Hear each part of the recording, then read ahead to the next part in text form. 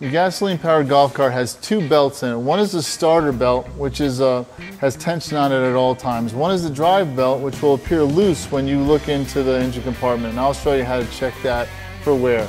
The first thing we check is your starter belt. What you're going to do is you're going to take a tape measure and you're going to just find a fixed place somewhere down below, and you're going to want to press with moderate pressure on that belt, and you're going to want to see about 3/16 to a 1/4 inch of deflection, and no more than that.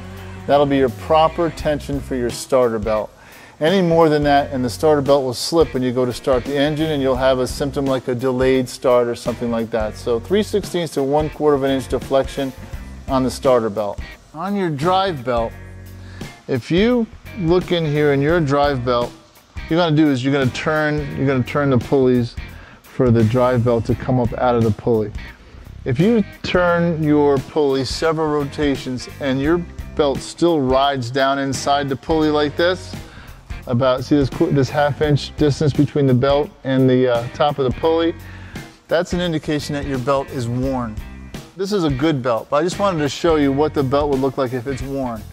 What you're going to do before you check this gap here is you're going to turn the motor several rotations to make sure that the back pulley is completely closed. Now, like I just showed you, if you do this several times like I'm showing you, and that belt still rides way down inside that pulley, it's time to change that drive belt. As you can see, it's still loose, but you want to look at the top of the pulley. You want it nice and smooth across the top of the pulley and the belt.